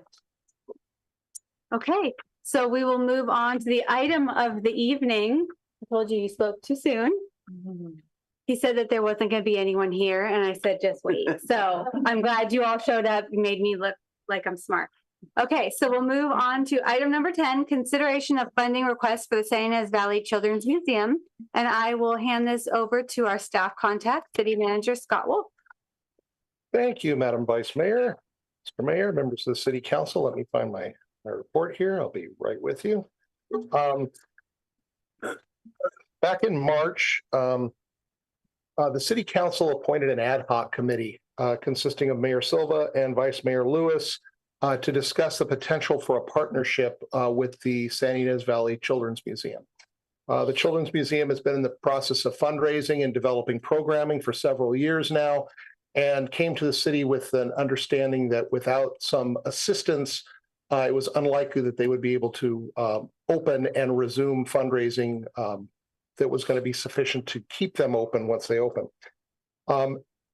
City ad hoc committee has met with the Children's Museum and has had discussions back and forth, primarily virtually, regarding what needs there are on the part of the museum from the city to help them. There have been a couple of different proposals put forward and a couple of different responses from the City Council, or excuse me, from the Council Committee. The most recent of these would involve a funding plan on the part of the city on behalf of the Children's Museum in the amount or in the form of funding over several years. The first the first year that would be proposed would be this coming fiscal year, which would be an amount, funding, excuse me, in the amount of $500,000. This would enable the Children's Museum to construct exhibits, to finish construction on their facility, to actually pull required permits and open the facility to the public on a limited basis. The second year of the funding proposed by the committee would be for $300,000. This would allow for additional additional expansion of operating hours and programming, possibly including day camps and other types of maybe after-school care or after-school programming, not care, pardon me. And then the final year would, final contribution would be $200,000 in the third year, and that would be proposed by the committee to be on a matching basis, essentially one, I believe it was $1 granted by the city for each dollar in fundraising raised up to a total of $200,000. It's important to note that the granting of funds for this fiscal year would not guarantee funds for the future fiscal years. It is necessary as stewards of taxpayer funds for the city to oversee the expenditures of funds that are granted to agencies such as this. And so staff would recommend that the ad hoc committee that was set up, if the council moves forward with this, be maintained for the purpose of periodic monitoring of the spending and meeting with the Children's Museum as this goes on to ensure that funds are expended in support of the programs that were presented to the city council. Let's see if there's anything else. I'd like to turn this over to Ashley Jenkins from the Children's Museum for any further information she would like to provide. I'm happy to answer any questions. The committee members certainly are here to help with that as well. I would note that this that the approval or recommendation would result, if approved, the recommendation from the committee would result in an expenditure of about $1 million. However, this would be budgeted over 3 fiscal years. We adopt a 2 fiscal year budget. So if this were approved, the only expenditures that would be reflected in the budget would be the first expenditure of $500,000 and the second expenditure of $300,000. I'm happy to answer any questions that the council may have. And as I said, Ms. Higgins is here this evening as well. Okay, so maybe we can start with questions from the council and then we'll do public comment and then we'll have Ashley get up and then go from there. Okay, so are there any questions from the council for city staff? I'll save questions for Ashley after. Start with you, sir. So just like Ashley, hi Ashley, was kind enough to go over some of the funding numbers with me earlier in the week. And I was just wanted to run it by staff too. Would probably the ad hoc committee kind of go, you guys went through numbers with them and ongoing sustainability of future years? So the issue of future years funding is one that we had to revisit. We can, by city policy, expend funds in this manner on a one-off basis or a multiple year basis for the purpose of creating a new program. We cannot fund on a multi-year basis beyond this initial startup for the sustaining of that program. So ongoing funding like this would require actual inclusion in the budget as a budgetary line item, which, while possible, brings up the potential for because a children's museum is something that cities can and frequently do provide. Sustained funding for a program like this could bring up the potential that the employees of the Children's Museum could be considered by some, in particular CalPERS, to be employees of the city, which would be problematic with regard to budgetary issues because of pension obligations and such. Yes. So we wanted to avoid that. Yes, that makes sense. Okay.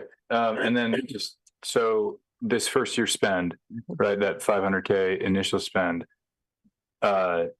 is there like a dedication as to how much like this would go to specific items, or would it just be a blanket gift?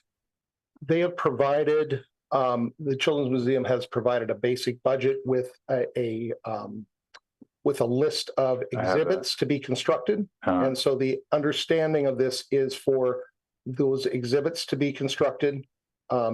There are needs, financial needs of the organization which go beyond the construction of those exhibits.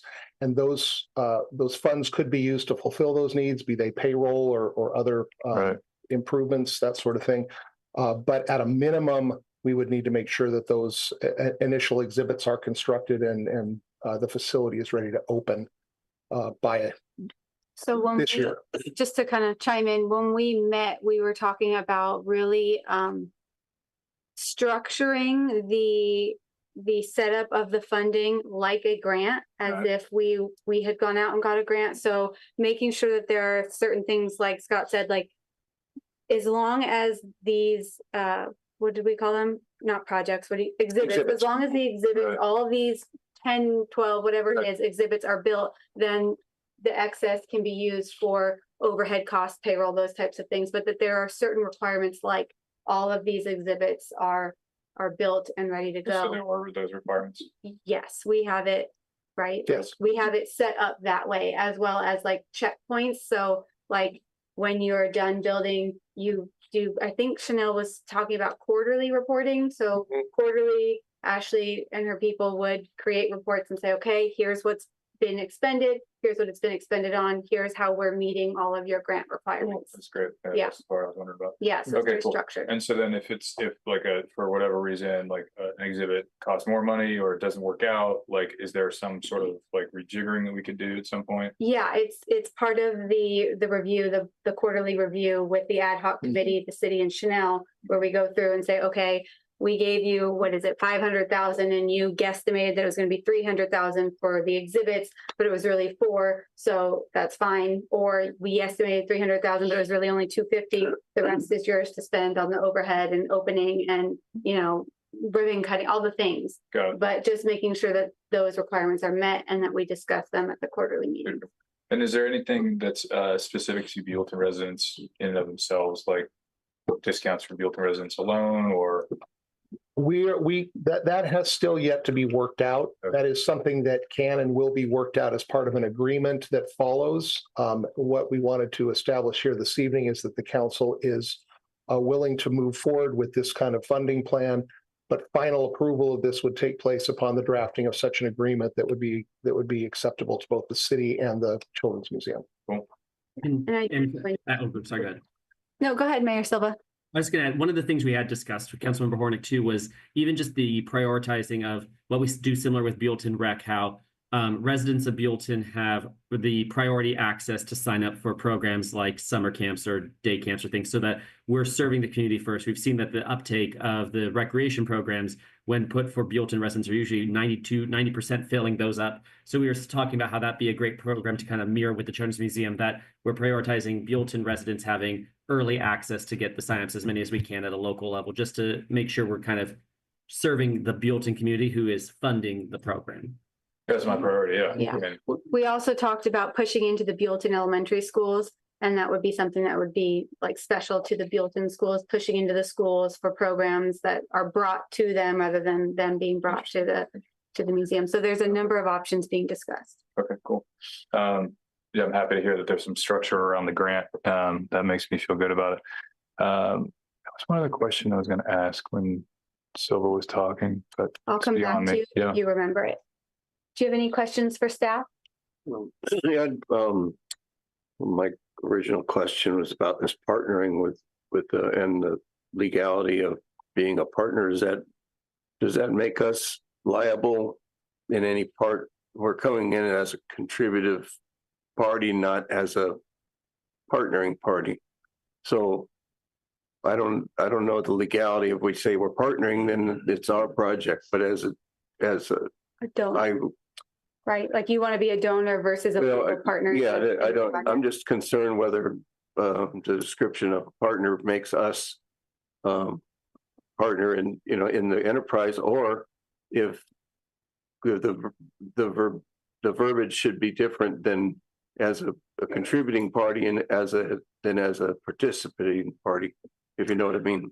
I'm sure our city That's what- attorney will navigate that just That was fine. the Would you like question to? was, Yeah, my answer to you, sir, was going to be, if I draft the agreement correctly, you'll be well protected.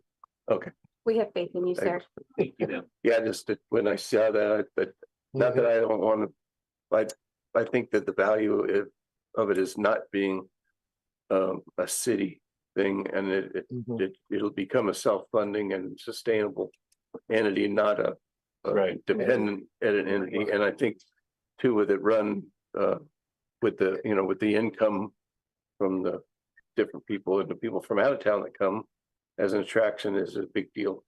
And I think that'll be a big source. And I just didn't want to make it all dependent on us, and that they are going to be generating revenue of their own as well. So that was Yes, the use of the term partnership was used in a very general sense, not intended to be a legal partnership. Simply, how can we work with the Children's Museum to get them to a state that is open? And the answer to that was a monetary contribution. So thank you. Mayor Silva, do you have any questions before I go to public comment? I have no questions at this time. I remember my question. Okay. Go ahead. Do we consider the barn? And I know that this is maybe outside the scope, so stop me if it is.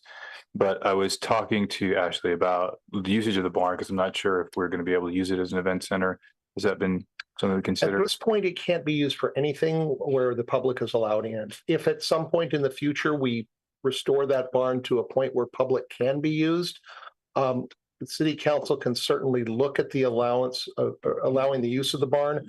But for right now, the way that the Children's Museum proposal has been presented to the city, they would occupy an established area of property at that location, but it does not include the barn. Okay. Perfect. Okay, so with that, we'll go to public comment, and I will have you come up last. So we'll start with Melissa.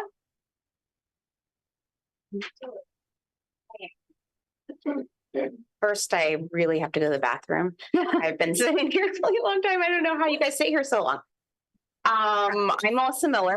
I'm a Buellton resident. I live in the Riverview Park neighborhood. So this Children's Museum has a big impact on my specific neighborhood as well.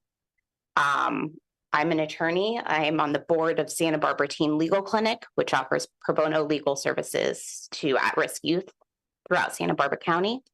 And we will be soon merging with Freedom for Youth, which is an even larger organization that helps with providing mentorships to incarcerated youth.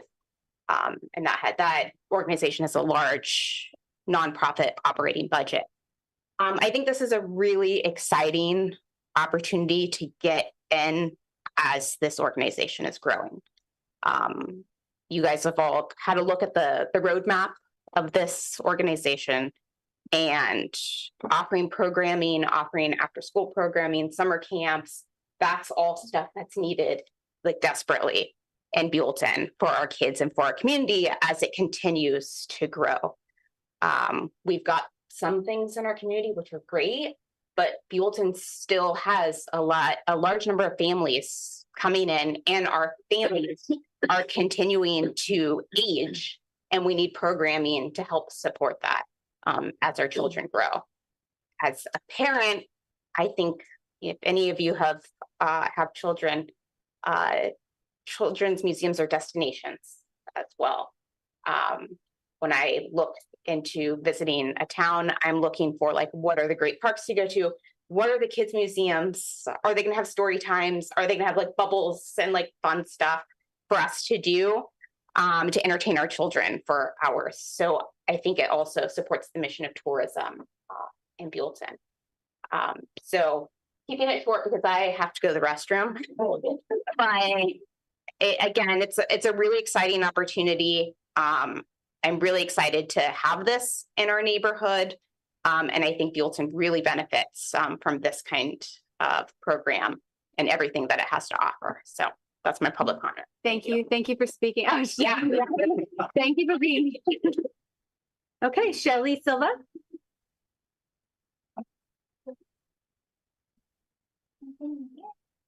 Hi, good evening. I'm Shelley Silva. Hello, I'm Sammy.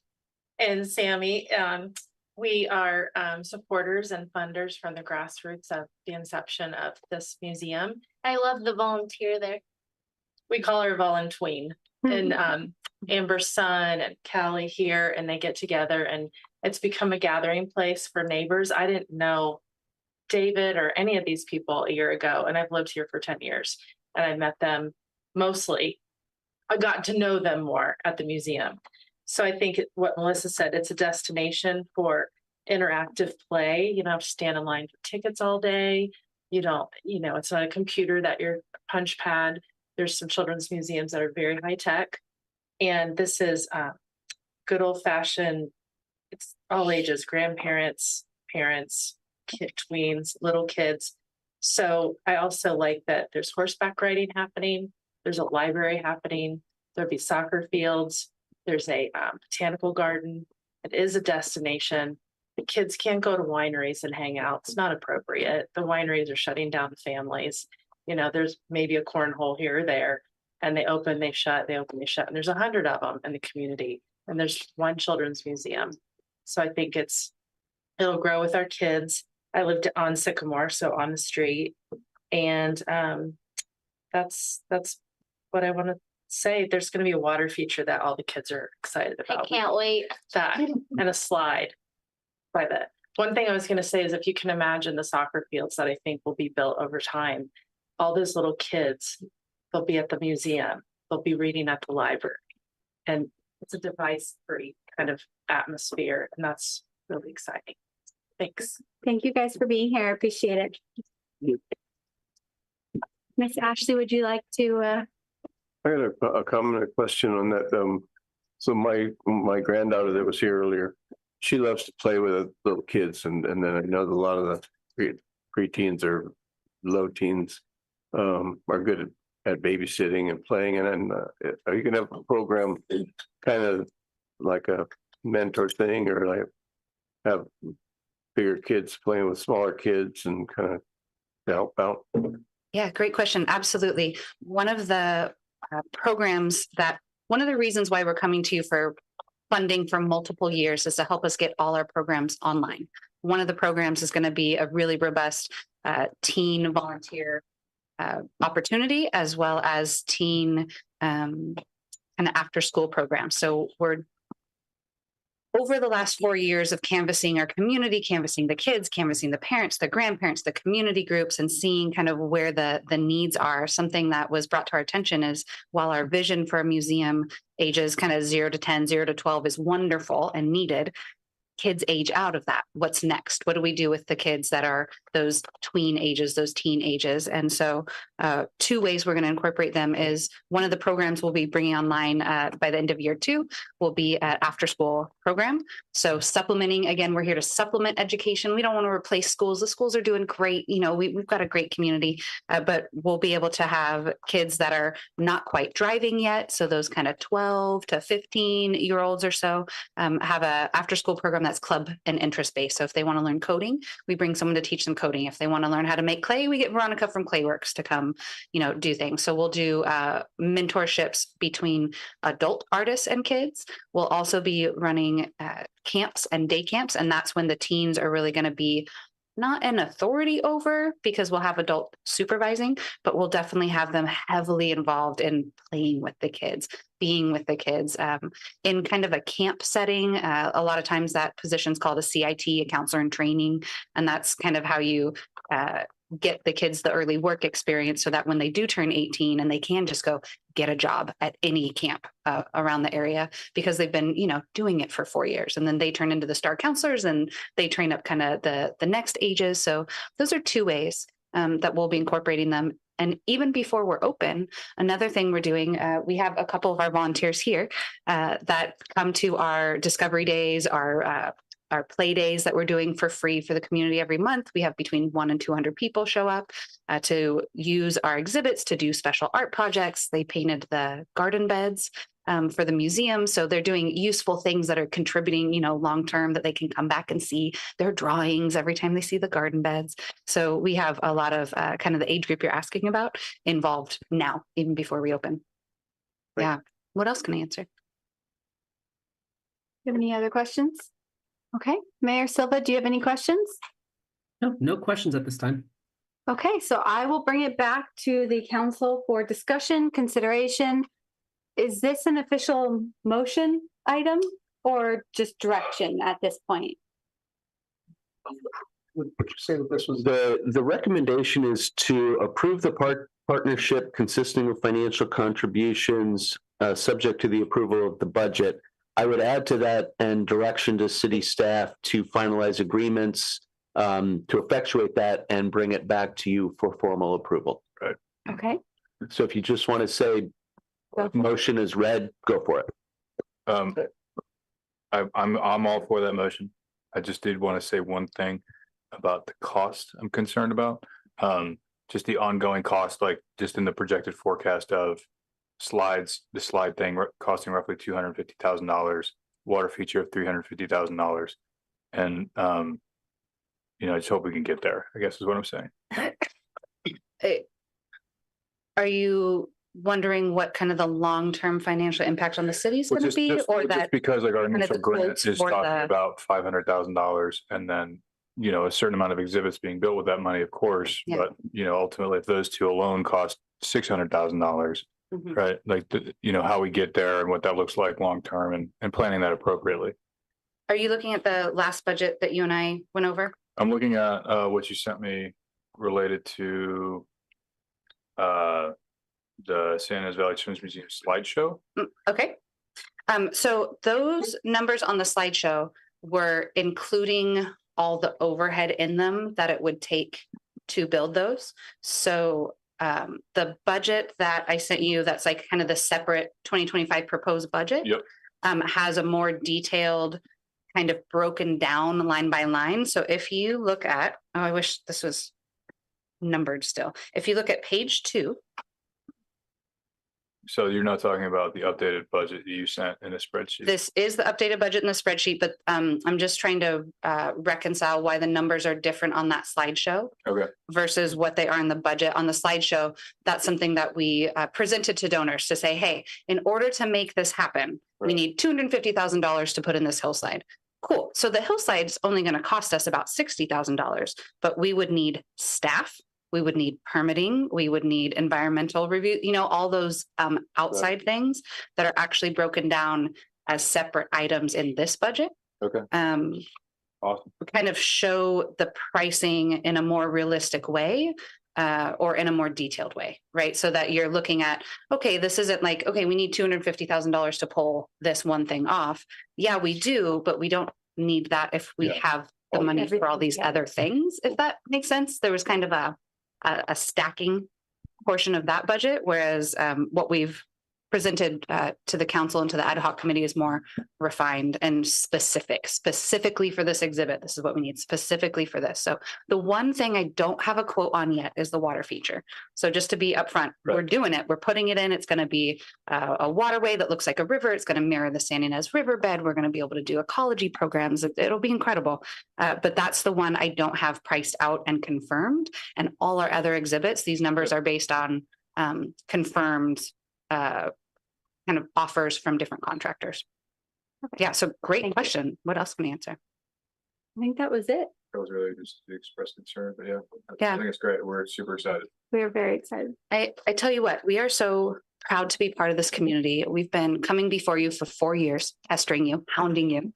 But that's because of the community need. We surveyed over 500 kids, got 500 responses of what they want to see. That's why Sammy's so excited about the water feature, because we said, what do you want? And they said water slides. And I was like, well, what if we do a waterway? How do we make this, doable? Middle ground. Let's find the middle ground. So we're really trying to be sensitive, not just to what the kids want, to what the parents want, which is why we're expanding our program. Our initial vision, my kids are 10, 8, and 6. Am I getting that right? Yeah, 10, 8, and 6.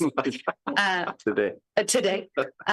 And so I was really building this, 4 years ago for kind of that age group, because that was what I saw the need for. But in speaking with community, they're wondering, well, what next? What about when they're tweens? What about when they're teens? That's why we're creating that program and why we are including that in our proposal. So all that to say, just, being alive means being part of community. We're thrilled to be a part of a community that is putting this much effort into growing the next generation, into supporting kids programming, into making sure our teens have a safe place and they're just not like, getting a beer and driving around the valley all weekend, right? We want to give them things to do. We want to give them meaningful work. Kids are so capable of meaningful work. And we just want them all to turn out like all the people here in this room, right? Like kind, reasonable, responsible human beings that know how to do stuff, that are willing to do it. And that's just our whole goal. So we are thrilled to be not partnering, but coming together with the city of Buellton and just making that happen and serving our community in the way that they've asked us to. Thank you for doing it. Yeah. Do we have? I had a question for the ad hoc committee. Part of it was matching funds. Was that? Yeah. How does that work out? So for the first 2 years, they're grants and they're provided based on making sure that they're being spent in the way that the grant outlines it, which I have no doubt will have that problem or that will have any problem with that. The third year is a way to help incentivize their their fundraising. So we will give them dollar for dollar match for every dollar that they raise up to the $200,000. So if they raise $200,000, we will give them $200,000. If they raise 100, we'll give them 100. So it's a useful tool when you're trying to fundraise to show other donors that somebody else has skin in the game and Double your money. yes, exactly. So Your double your contribution. yeah, it's helping them, providing the funding that they need, but doing it in a creative way that should help generate additional funding beyond what we're just providing. And making sure that we are not a continual line item forever for the city, right? Like I definitely appreciate that concern. And again, looking at our most recent updated budget, I know we've gone back and forth a lot. By year 4, we are virtually independent. We can still come before, city. We can go to Arts and Culture Council and ask for things. We can come before the city, just like, the Botanic Garden does or the Buellton Community Center does and that sort of thing. But our numbers are based around being done with city funding after those first 3 years, because all we're asking you to do is to build our foundation, get everything up and running. Once all our programs are online, like you said, John, we've got a lot of different revenue streams that happen when we have bodies there. And that's what really will kind of bridge that gap. And once the city funding decreases, fantastic, because you've given us that launch pad to get all our programs up and running, and then our internal revenue increases. I love hearing that. And I'm all for fiscal responsibility. But I don't want to discourage you from coming back and asking if you're like, hey, this would be really awesome if we could do this. Cause I think we would look at it and make a determination then. Thank you. Yeah. Permission to come back again accepted. So with that, is there somebody that would like to make the motion as our esteemed council member? Like Dave had a comment. Oh, did you have a comment, Mayor Silva? I just wanted to follow up a few things that I just wanted to appreciate was, thank you very much, Ashley, for all the work you've put into this and everything that's gone into it. And I think one thing that this council is setting this organization up for success is that we've heard, I don't know who was in the town hall, that kids are hanging out at CVS's when they have nothing else to do in our area, but it's a lot easier to get a donor to donate when they can see what the facility looks like. And so I really think that the structure intended with the ad hoc committee here was to make it so that we're getting rid of all the unpopular funding requests that are needed so that the rest of the community can really invest to it. And I know we all received an inundation of emails in support of this program, but the one that really spoke a lot to it was the organizations outside of the Valley that were really supportive of it. And I think that's something that can be such a great thing to tap into for us, is that this museum puts us on the map in a network where when you have the Dunes and the Moxie and the Santa Barbara museums advertising and wanting to reach out to this, it's because there's such a need in a network that's there. So I really, I'm hopeful with this whole program that Ashley's providing us and this organization's providing us a chance to be in that conversation of, wouldn't it be amazing for Buellton to go from there's nothing to do for kids to a destination for children to come to. And so tourism. Exactly. The revenue, if we take the courage to invest into them, this is the ROI we get. Is not just amenities to our community, which is drastically needed, but it's a long-term investment for the big Buellton to diversify why people come here. And so that was a long way, so I could jump in and be the one. Like, I'd love to make the motion to move forward with.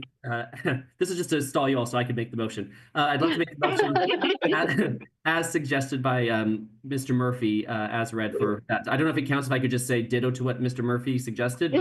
But my motion request would be to move forward with this so that we can get this moving as the funding requested and make it happen. Awesome. Can I get a second? Seconded. Thank you. Thank you. Thank you. Thank you. Okay, Mayor Silva, Aye. Councilmember Hornick, Aye. Councilmember Sanchez, Hi. and Vice Mayor Lewis. Hi. Thank you, You Ashley. guys all. Thank you, Ashley.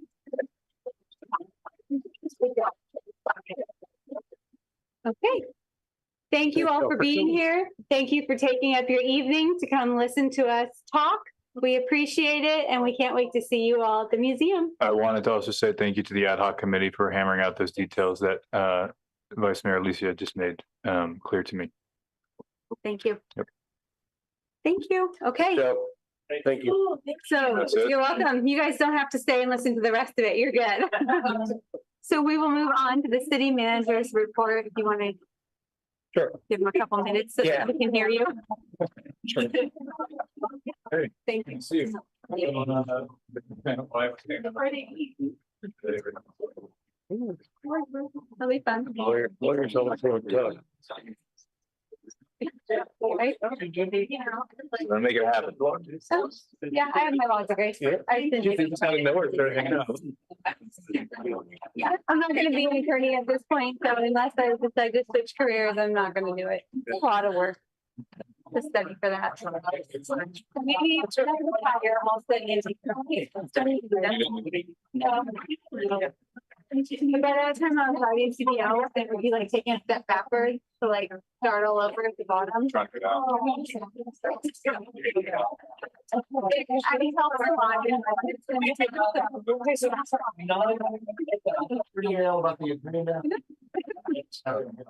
Oh, I was like, oh, you're born.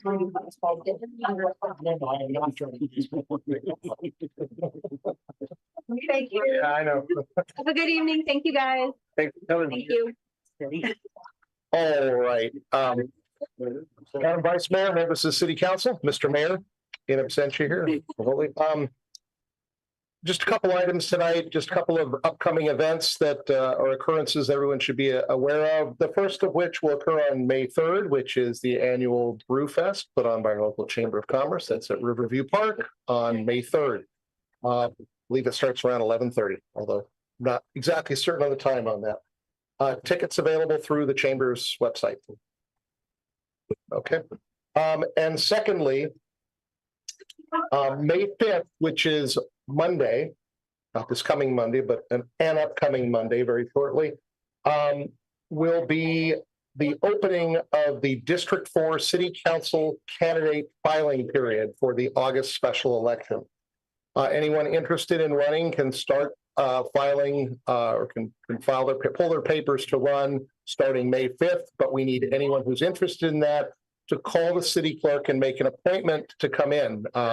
It's too much to get walk-ins here with her schedule. So please call the city clerk and make that appointment. At this point, I don't have anything else for you this evening. I'm happy to answer any The questions. closing time on the May 5th is opening, May 5th is opening and closing is the 28th or the 30th. 30th. the 30th. 30th. Okay. It's a Friday. Okay. Council, anything? No, ma'am. All right, then with that, I will adjourn our meeting. Have a good evening. Thank you, Mayor Silva. Bye, everyone.